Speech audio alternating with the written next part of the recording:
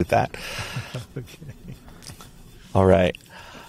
Our guest today is an author, speaker, activist, and public theologian.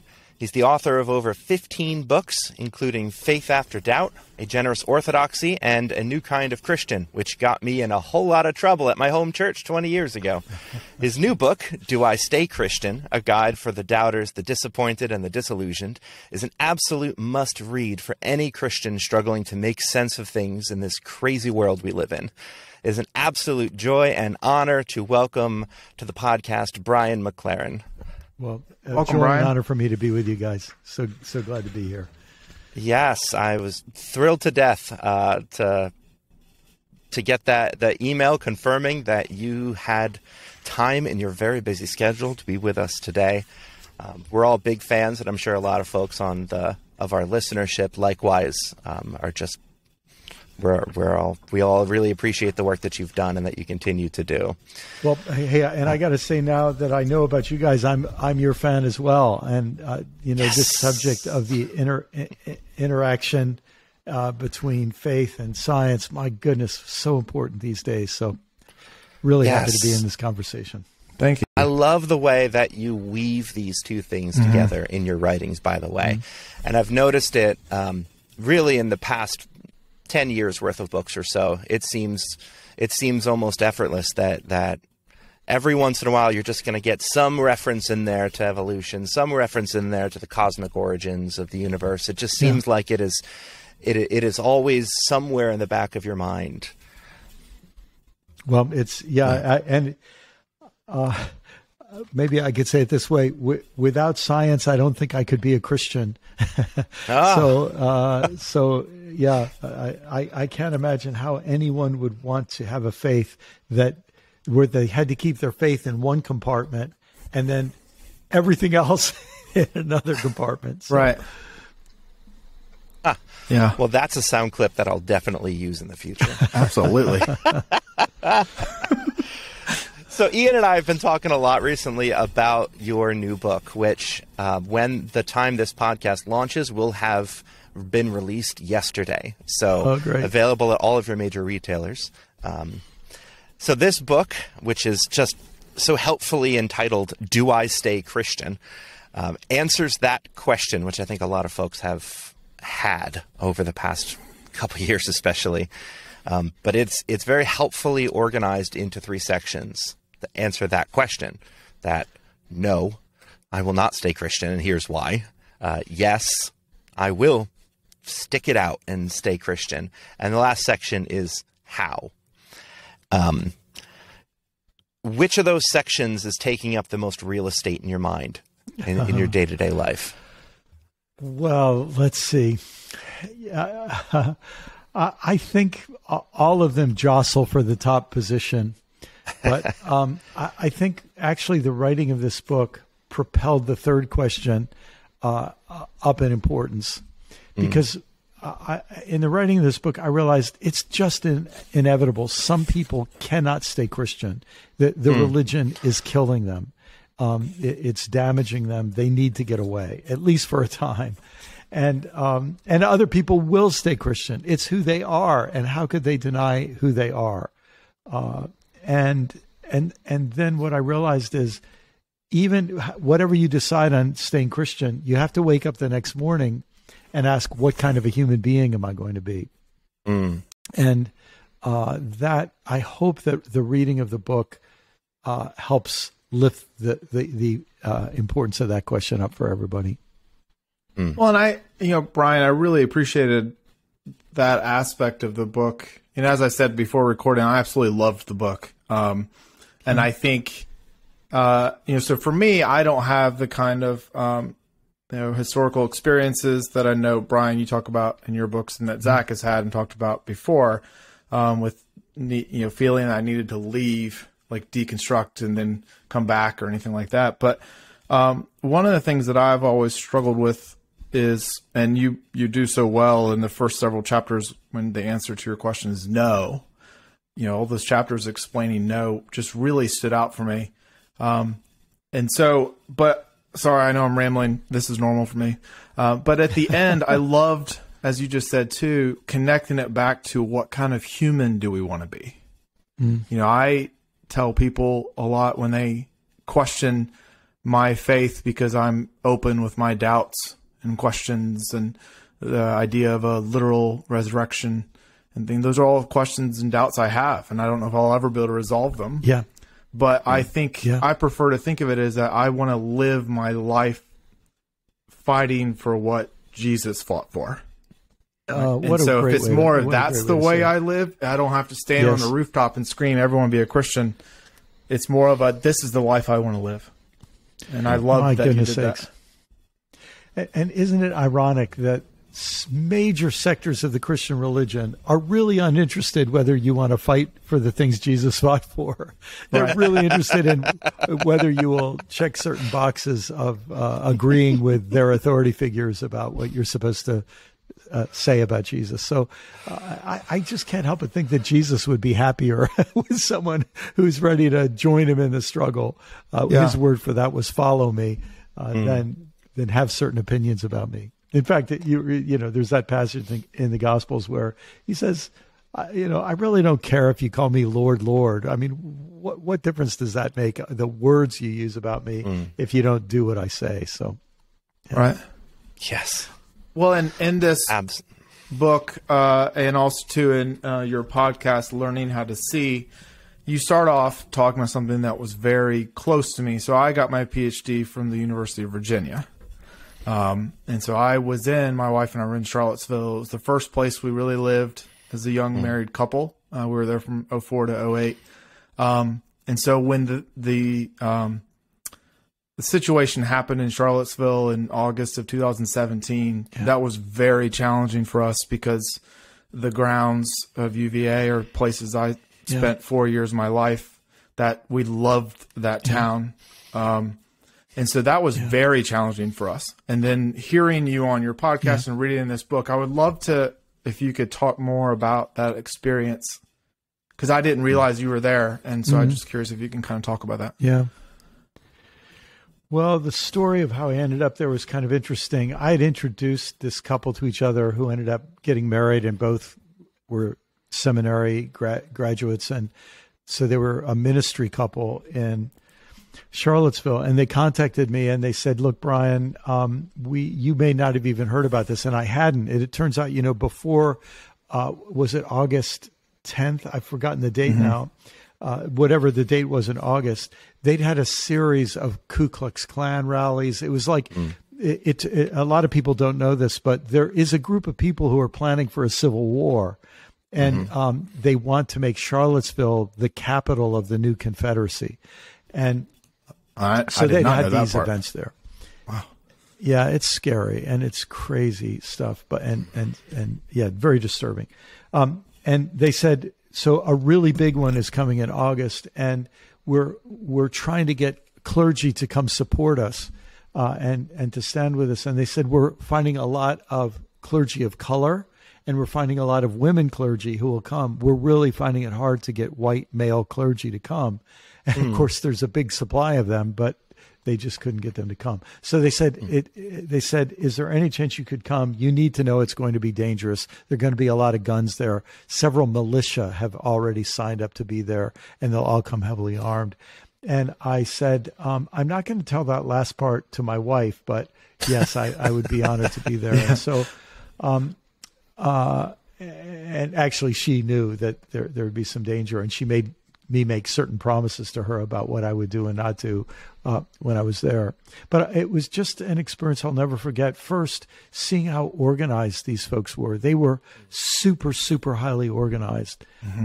I was invited into a meeting, an Antifa meeting of people who were organizing to try to not let these folks sort of rule the city for a day. And I never thought in my lifetime I would see people carrying Confederate flags and Nazi flags and a bunch of other flags, along with Bibles and other Christian paraphernalia. I never thought I would see that. And of course, and I happened to be just up the street when had their hair, and was killed, and others were injured by a guy using a car as a terrorist weapon to drive through a crowd. And a group of us clergy I was wearing, black leather shoes. And I just remember the feeling of my feet slapping against the ground as I ran down this hill into this crowd where there was chaos and people screaming and crying. And so an experience I'll never forget. But then January 6th, 2021 happened. And I just thought, there they are again, And in between, I'd organized a public event here in Florida where I live, where we had been, our event was disrupted and the entrances were blocked by the Proud Boys. So this has been a big part of my experience, and watching the complicity of major sectors of the Christian faith with these folks has been, it's highly significant in the way I wrote this book, Do I Stay Christian?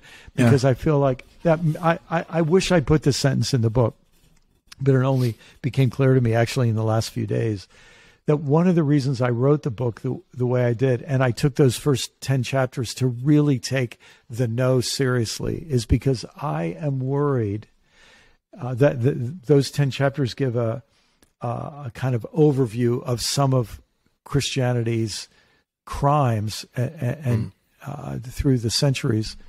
I'm worried that the worst things Christianity has ever done will be exceeded in the next few years.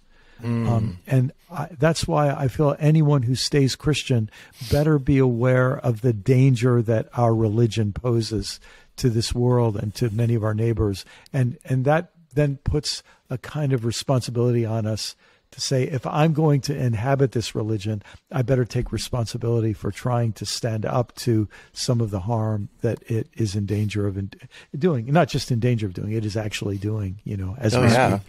I mean, we're not just complicit in the rise and spread of white supremacy.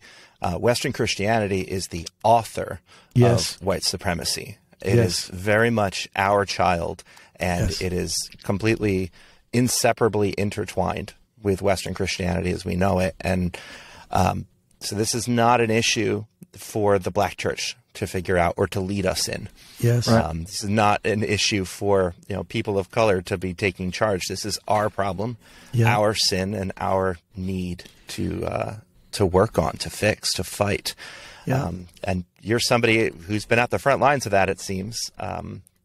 What can the rest of us do? Us white Christians out here, how can we help fight the scourge? I mean, just look, even as recording this, we just witnessed another white supremacist kill 10 people in a Buffalo grocery store. That's and by the time that this podcast launches, who knows if there will be another one. It just seems like we're just spinning our wheels at this point. Yes. Well, let me say first, I really agree with you that white Christians really have a responsibility right now. And one of our responsibilities is to listen to the cries and the agony and the frustration of our neighbors of color, who are just, who can blame them for saying, if they hear thoughts and prayers one more time, I mean, it's just, So here's one thing I think we can do. I think we can all make a commitment that we will never let a racially harmful statement go unchallenged. And I think we have to learn how to challenge them in ways that don't create a worse blowback. But silence is its own vote of confidence and its own vote of support for outrageous, immoral, harmful, dangerous statements. So my little recommendation to people is that you develop your own version of this 5-word statement. Here's my version of it. Wow, I see that differently. It's instead of, you're such a bigot, it's I see that differently. I throw a wow in there because I want to add a little bit of emotional intensity without having to yell or scream. Wow, I see that differently. And almost every time I say that, people say, what do you mean? What do you mean? And if it's in public, I say to them, I'd rather talk to you about this in private. If you'd like to ask me about it in private some other time, I'll be glad to talk to you. And the reason I say that, and there might be times to have the conversation in public, but what I've noticed is that anytime these conversations happen in public, egos are so involved. People are defending them. Mm-hmm. People are performing their loyalty to whatever group it is. And so it seldom becomes an act of communication, and usually becomes the kind of argument that hardens people in their positions. And I would like to be someone who helps little cracks form in their position, or helps soften their position. And if I can set up the terms of that discussion, then I'll say to them, if you're ever curious about why I see things differently and how I came to see things differently, I'll be glad to have that conversation with you in private. Just let me know when you'd like to know how I came to see things differently, because I'm not asking them to tell me how they see things. I'll listen respectfully if they want, but I've been listening respectfully. That's what got us into this situation. And so, wow, I see that differently is my mantra in these circumstances. Well, that's very disarming. Sorry to interrupt, but I like that phrase because it is very disarming, I think. And I feel it's honest and it's non-aggressive, but it also is an act of protest, and it's just an act of differing boldly yet hopefully graciously, non-hatefully, So, right. Yeah. I appreciate and frankly, that you said. I'll just say, frankly, late in the book, there in that house section of the book, there's a chapter called Announce and Renounce. Or Renounce and Announce. And in some ways, it's the same thing. It's having more and more of us just have the courage to say, I am not where you are. And to do it in a way that says, it's not that I hate you. It's not that I am going to insult you. In fact, I'm going to just state in a way that says, I'm nothing's changing in our relationship, but I'm not where you are. If that creates a problem for you, then we'll deal with it. But I need to let you know I can be at a different place than you are. So I thought that story you told in that chapter about John Ray and Amanda was really powerful. One of the phrases that stood out, it was after, early on in the story, when John Ray comes back to Amanda and says, I was confronted by your father for 20 minutes. And the phrase that you used in the book was he felt that he was in the presence of Christian hate. Yes. And I thought that was just those 4 words or 5 words. Yeah, 4 words. Yes. Presence of Christian hate just really kind of caught me. Because I feel like that's what we're seeing a lot of right now. Yes. Yes. And of course, Christians will say that's not hate, that's love. And they're satisfied with that. But there is something really ugly going on. It's just ugly. And I've experienced it. And my gosh, when you're on Twitter and Facebook, I grew up fundamentalist. And part of being a fundamentalist is you didn't cuss and you didn't use crude language. And you felt this obligation to be decent and respectful.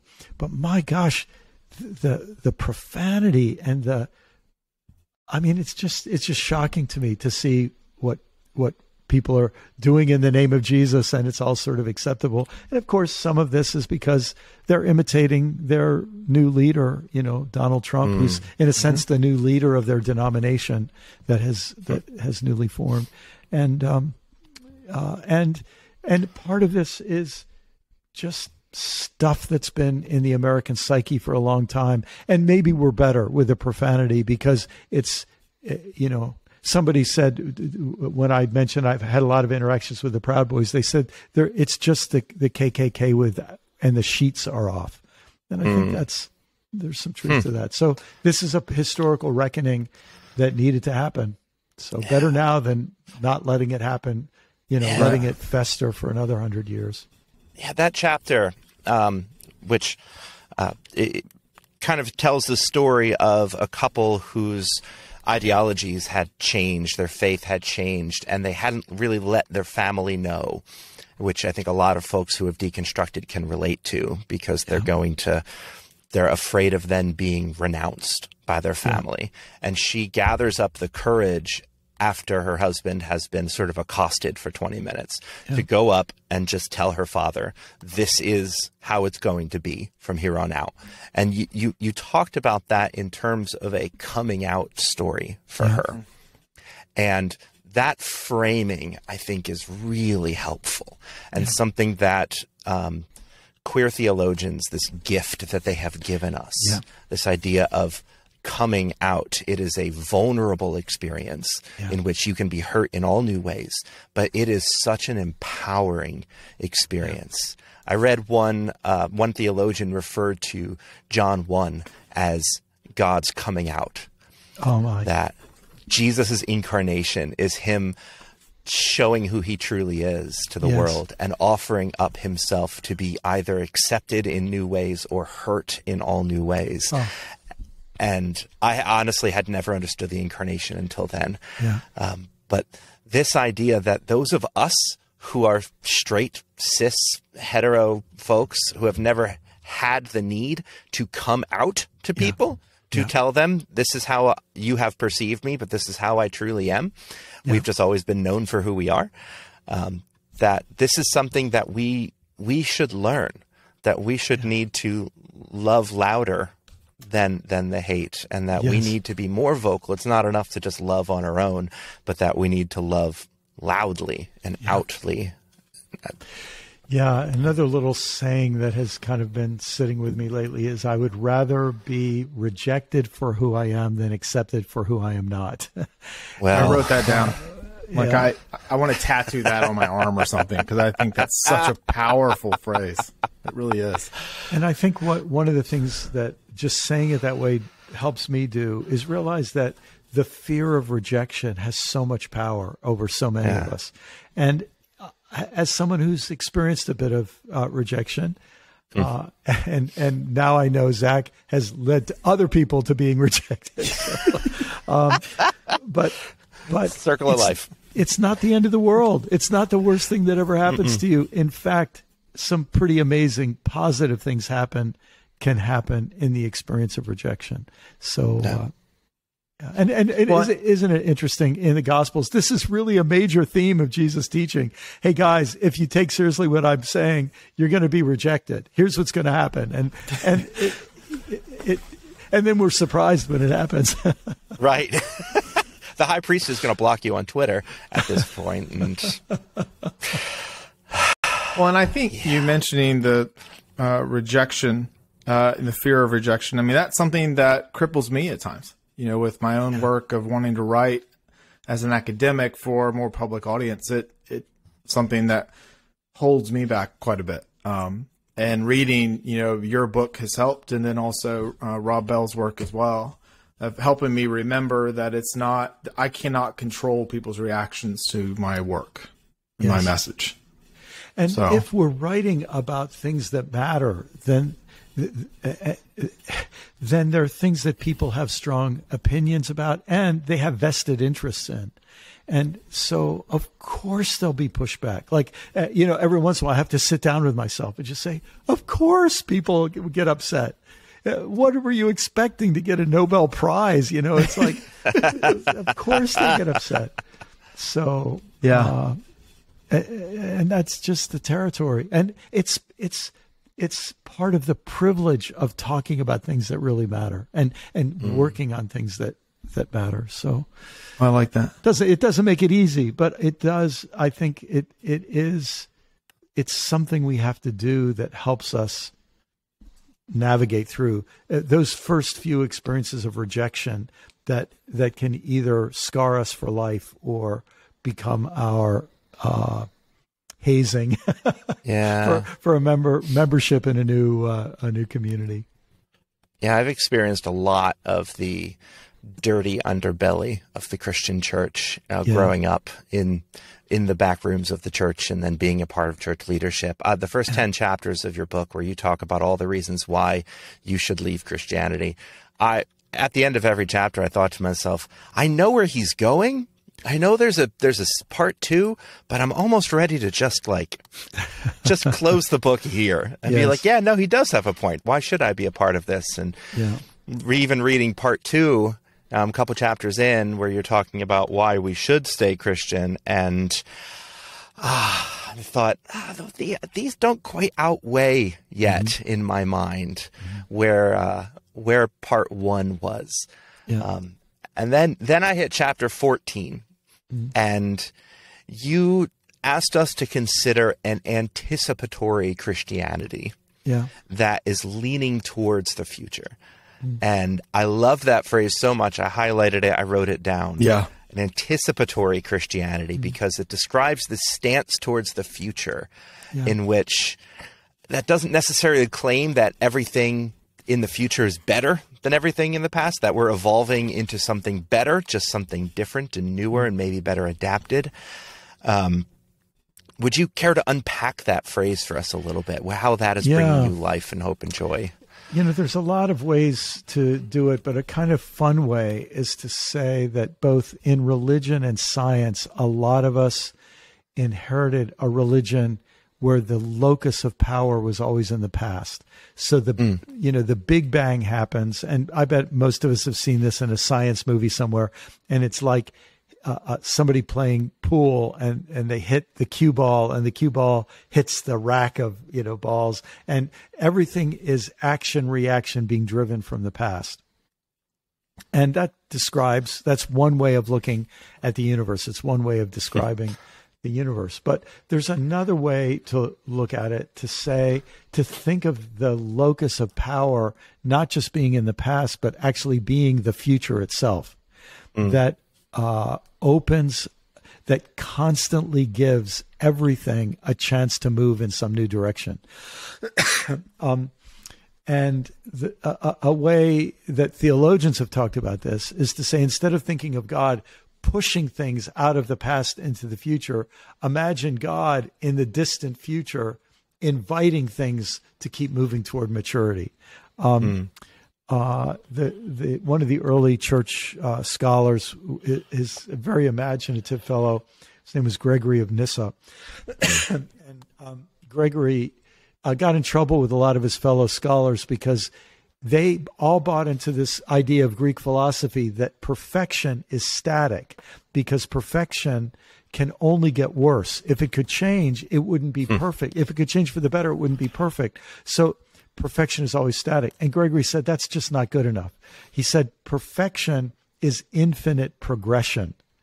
This idea of an endlessly open future for endlessly new possibilities, And so that way of thinking, instead of God sort of being in control, either behind us or standing over us, it's God inviting us into greater freedom and greater wholeness and greater maturity and greater relationship and greater diversity and greater beauty, which is actually what we see kind of unfolding in the universe. There was no Mozart or Bob Dylan or Taylor Swift, 4 billion years ago. And so these things, new things that you never, ever would have anticipated, are baked into the possibilities and have chances to open up. So yes. And when we let that kind of almost scientific view also have a theological expression, it helps us think about Christianity not as something that is already set in concrete, but something that is in its very early stages. It is hard to think about Christianity in its early stages, 2,000 years later. Yeah. That can be helpful. If we can, I think I said before we started recording that, especially reading the first part of your book, where you're providing, many reasons why the answer to your question would be no. That's when I was reading it near my wife, and I would stop and be like, "Oh my God, I have to read this for you." So if I can read a quote to you that just really stood out for me, and I just would love to get your thoughts on it a little bit more. But it's in the chapter, Because Christianity is a Failed Religion. And at the very end, you talk about, you kind of are speaking to your reader, obviously, of asking if that was harsh to them for people to consider many of the things you've already shared. But you say, if you persist in minimizing these failures of the past and brushing them aside as trivial matters, then please realize, to growing millions of people, you now represent the contemporary failure of Christianity to transform lives. To put it more bluntly, you are a living example of the failure of Christianity, and you are another reason for them not to stay Christian. Which resonated with me I mean, I'm a very emotional person, and I started crying when I read it, but it was just I'd love to know, how did that feel as a leader in Christianity? Many people look to you to write that sentence. Yeah, I remember writing it, and I have been in so many of those conversations. I won't mention this name just out of, politeness, but a leader of people of my generation, and probably your generation would know his name. He died a few years ago, but he was super well known, highly respected on Christian radio and all that sort of thing. And we once had an email exchange, and he gave me permission to go public with it, but I just couldn't do it. And in that email exchange, he said the Crusades weren't that serious. The witch burnings were exaggerated. He just minimized every single thing. And I just thought to myself, you think you're making Christianity look better? You're making, yeah. And something else I realized about him is that for him, Christianity and Western civilization were fused together, and his defense of Christianity was a defense of Western civilization. And in that way, it was an act of aggression toward Muslims and Buddhists and Hindus. And so it all sort of was of a piece, and I think that's part of what so many of us just don't want to be part of anymore. We don't want to be part of that kind of dismissive, defensive Christianity. And of course, I'm not one to go around and vilify all these people of the past. I mean, they are what they are, and they did what they did, and if I'd been alive, I may have done many of the similar things. But to say that the message of Jesus Christ should not have demanded more of people, it just feels to me like a pretty low opinion of Jesus and his message. Yeah. Well, and as I said early on too, I try to live by his message and what he fought for and died for, right? But one other thing you said a little bit earlier in the text, you said, teaching others by their example to live by Jesus' spiritual method of radical, non-discriminatory love and courageous truth-telling. That's gotten me in trouble at times. With some. And I don't do it nearly as much as I used to. And Zack has actually said, and some of my science education friends have said that they're really happy that I don't engage as much on Twitter as I used to. Partly because I was blocked by Ken Ham, who is still welcome to be on the show. But I also have several friends who are members of the LGBTQ community, and who are people of faith. And I remember telling one of them one time when we were having a conversation about some of their struggles, and I just kind of said that I believe in a God who loves us for us, and that if that makes me wrong when I have to face God at the end of my time, and I'm told that's not the way it works, my response to my friend was, I don't want to be there anyway. Like if that's what can get me into heaven, if heaven is a place that they say you messed up, you have to renounce that, I'd say I'm going somewhere else. Yes, that God is not good enough. Right, that's just not good enough. My friend Trip Fuller says, look, if your view of God isn't half as nice as Jesus, there's something wrong. Right. How can Christians take Jesus and look at him in the Gospels and then be like, all right, well, but at the end of it all, we're going to meet scary God, and he's going to do the scary judge thing. Well, Jesus, the guy, the don't cast the first stone guy, he's just going to be in his room because he's a naughty boy or something. I don't know. Why is he not up on the judge? We can affirm that all members of the Trinity are of one substance according to the ancient creeds, but yet won't apply Jesus's examples of grace to the judgments that we fear from God the Father. There was a Quaker theologian who I just think captured what we're discussing right now so aptly. He said, it was Elton Trueblood, and this isn't a quote, but this is sort of the substance of one of his ideas.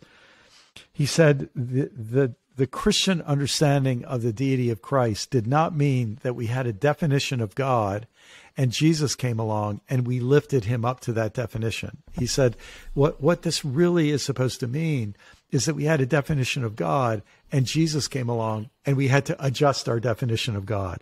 And I think that's very well said. I think that's what it should have been. I don't know if that is what happened historically, but I think that's how it should have been. Yeah.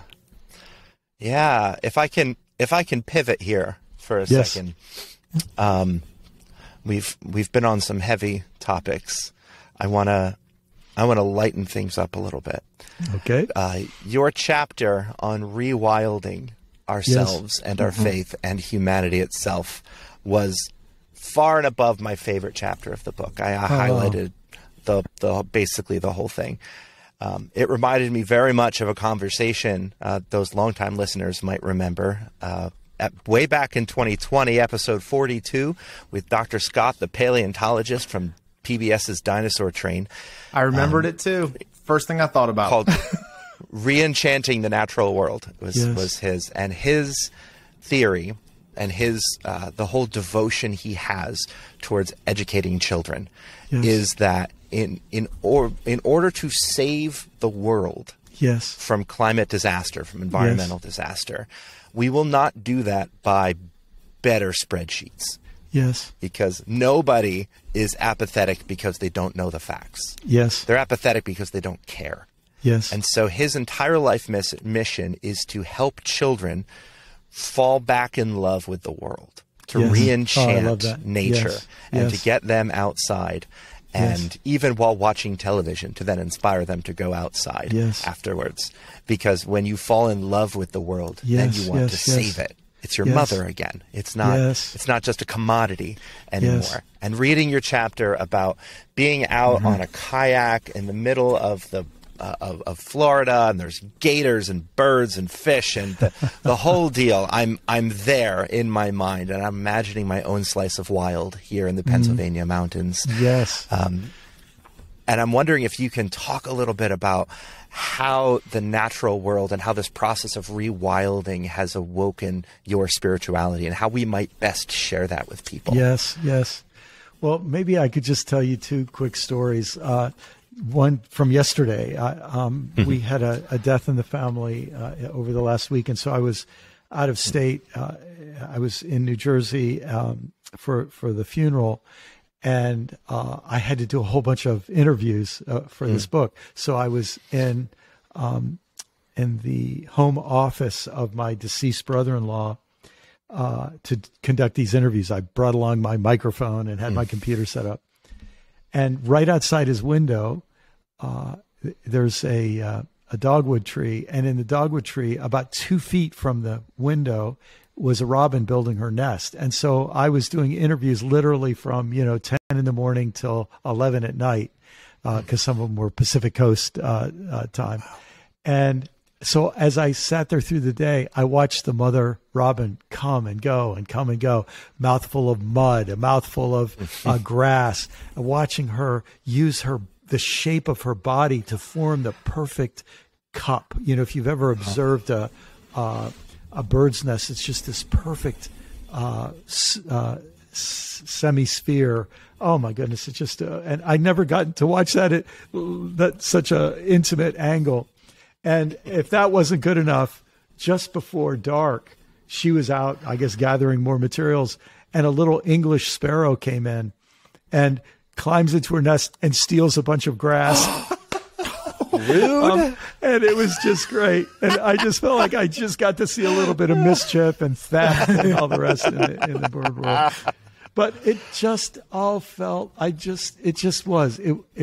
There's a poet, what a great a resume. There's a fellow named Lanham from Clemson University who's a biologist and a poet. Isn't that a great combination? Oof, yes, it is. He uses a term in one of his poems, awgasm, that we have these experiences of awe that produce this sort of delight, that goes beyond words. And that's what I felt watching that all unfold. And then another experience, last summer, I've fallen in love with a place. I highly recommend it for people who like this sort of thing, called Ring Lake Ranch. It's a Christian-based retreat center, but it's just a place that brings you out into the wilderness of Wyoming, and you get to ride horses and fly fish and hike and just enjoy a place with deep history for the sheep eater people, the Native American people of that area. And I took a hike with a botanist. And as we walked through a Badlands area along the Wind River Gorge, she would everything she talked about was a relationship. We came along, she said, see that flower there? She says, I've never seen that flower in bloom during the daytime. It's a night blooming flower. And she said, there is one species of wasp that pollinates that flower, and it only comes out at night. And she said, isn't it amazing to think one species of wasp and one flower have evolved to be sort of partners in one another's survival, And then we'd come upon a sagebrush, and she'd talk about, before she was done, you just felt you were on holy ground. It was like a burning bush, but it was the sagebrush, because, she explained, this is high desert, and in the winter, snow drifts form around sagebrushes, and that snow drift, then when it melts, it concentrates moisture around the base of the sagebrush, which helps the sagebrush live, but also becomes like a little oasis of moisture. And then she starts talking about all the creatures that depend on that moisture of the sagebrush. And I mean, you're done, and it's ecstatic to think of the web of life that is around you. And that sense of connectedness, if that's not holy, I don't know what is, And so any kind of Christianity that wants to ignore all that and just look at the world as something that God plans to destroy because he wants to suck our souls up into heaven or send them somewhere else, you just think, what a blasphemy to discount the wonder and glory that's there, in that Badlands of the Wind River Gorge. You talk about that sort of mutual evolution. Yeah. Go ahead, Zach. And that sort of mutual evolution between things that when we first were developing the ideas of evolution, the common conception was survival of the fittest, the strongest, right? Yes. The beefiest and biggest teeth. Yes. And we've learned that in many ways that was just white supremacy reading itself into science. So true. The truth is that it's survival of the most adaptable, the most resourceful, the best collaborators, is survival of those who can work with others best, is how species evolve and continue. That relationality is just cooked in. It is cooked in. And if we're going to survive, we have to learn that wisdom from creation. I was honored to be invited to write a book about the Galapagos Islands, so I've had a chance to visit there a few times. And I in my book, I wrote a couple chapters about Charles Darwin, and I got to read his biography while I was there, and then just did a bunch of research. And that term, survival of the fittest, you may know this, it wasn't Darwin's term. And Arthur Wallace, I think it was Arthur was his first name. He recommended the term because natural selection sounded like it personified nature too much. That nature is making choices like a Calvinist God makes choices, and they wanted to get away from that. When they used the word fittest, it meant fit best, the opposite of the most domineering and aggressive. It's those who fit best. So. Yes. Yeah. Yes. You will love my favorite, my favorite new fact in physics that is filling my soul with awe and wonder these days is that you think about the part of the atom that makes that has stuff, right? Yeah. That has mass, that has the stuff that makes you a thing and not just nothing. Where does your mass come from? Well, only 9% of the mass of an atom comes from the particles of the atom. 91% of the mass of every atom comes from the interaction between the atoms. Wow. The forces created by the protons and neutrons generate the 91% of the mass of you and I and the planet and the stars. Everything is a relationship between things. Without the relationship, the things that exist don't exist. And I love that. I mean, that's theological right there. So literally the weightiest part of the universe is its relationships. Exactly. It is. If you ever wanted to find a fingerprint of a relational creator who created a creation that continues to create, it's right there. There it is.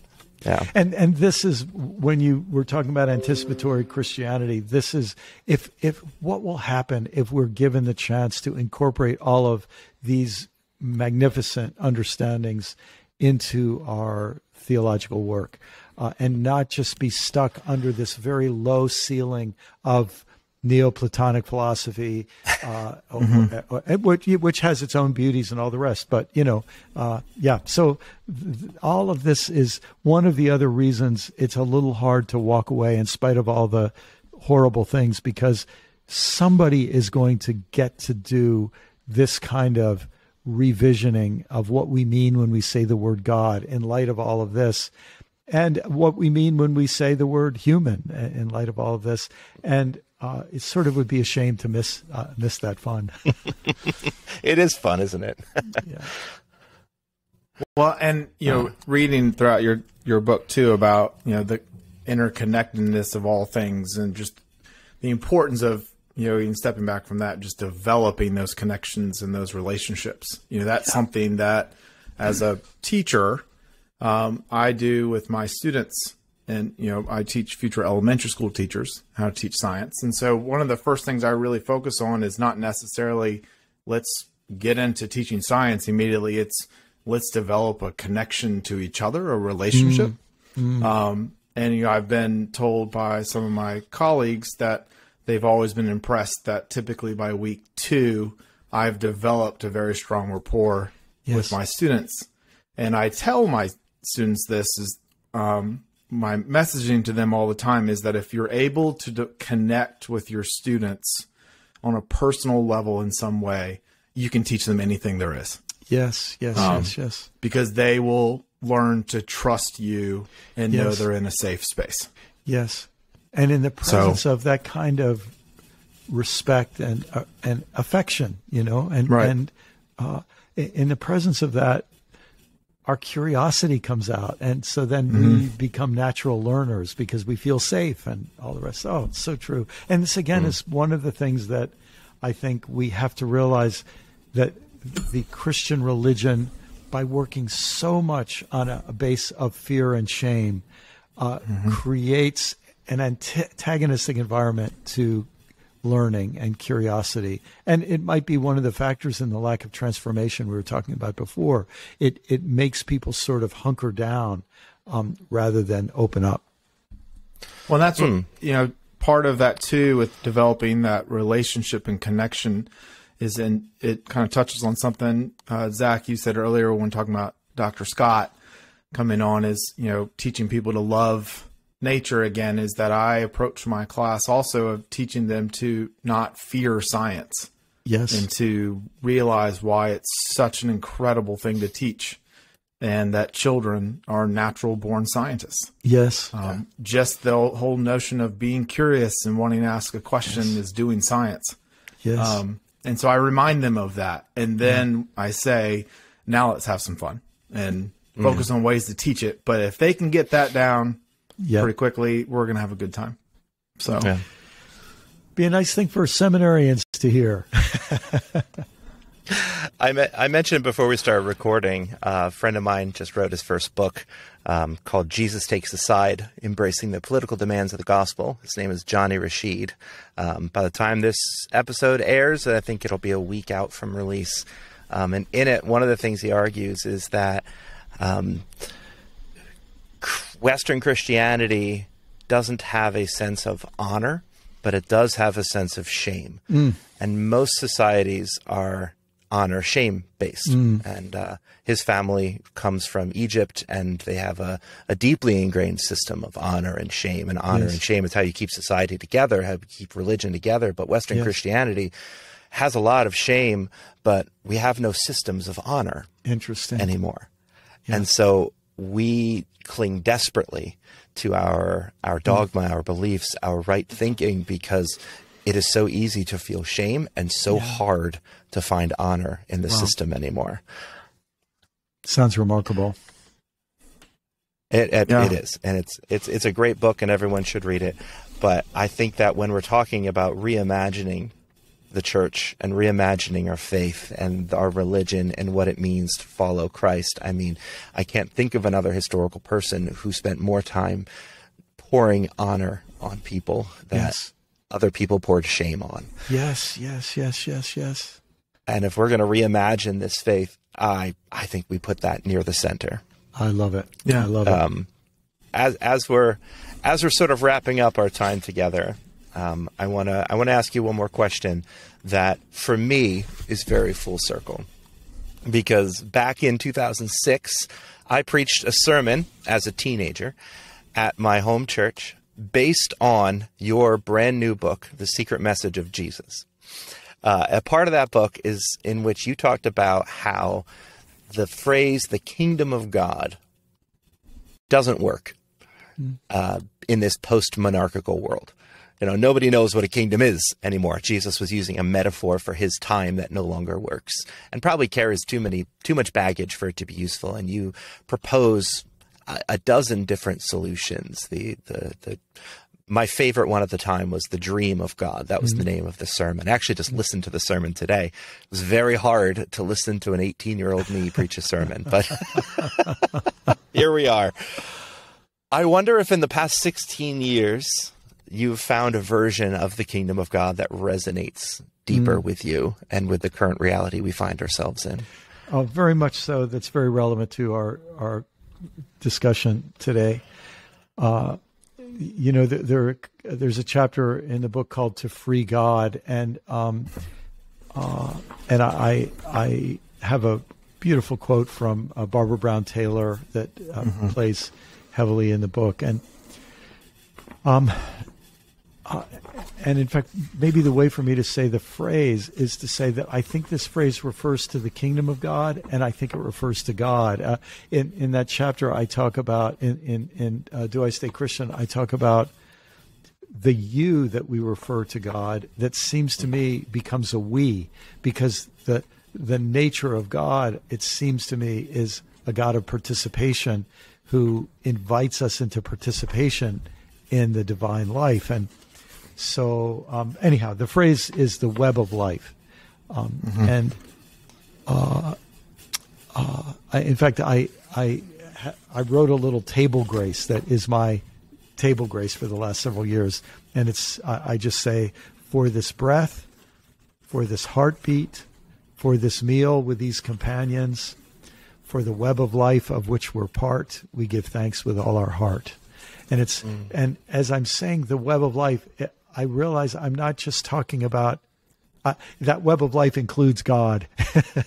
It's a we that's God and creation in that one web. So that's beautiful. Now I think the web is what weighs 91%, or this 91% of the mass. Yes, absolutely. It is all about how we are connected to one another. Well, and if I may ask one more question, Brian. It was based on something you said to us at the very beginning, after you talked about your experience with Charlottesville. You said, you kind of alluded to that you are concerned about things to come. Yeah. Right? So that was hard to hear. Yeah. So what gives you hope? Yeah. Because January 6th was rough. It was rough. For those of us who admit what happened. So, Ian, that's really an important question. And in fact, that's going to be at the heart of the next book I write, actually. And I guess one thing I can say is the word hope used to mean for me, where do I see trend lines that make me think things might get better? And I'm not defining hope that way anymore. I'm not defining hope as having anything to do with evidence, or not depending on evidence. Because what I expect, this is what's helping me have hope, to not have to depend on evidence for things getting better. What I expect will happen is that forms of Christianity will get worse than they've ever been. I think that's almost unavoidable. I think I can't imagine it not happening. There are people who want it to happen. They want Christianity to become, in words I would use, uglier, more selfish, more vicious, more violent. And I have no hope that will not happen. That will happen. But here's what I think. As that happens, I'm quite certain that we are seeing and will see extraordinarily beautiful expressions of Christian faith and other expressions of human life as well. Just because the ugliness that we'll see will provoke many of us to step out of sort of complacency into a more vigorous and robust expression of beauty and pursuit of beauty. And the lies and conspiracy theories on one side will make us more passionate to actually know and face the truth. And of that, of course, I do see evidence. I see our conversation being evidence. All three of us are different than we were 3 years ago. And right.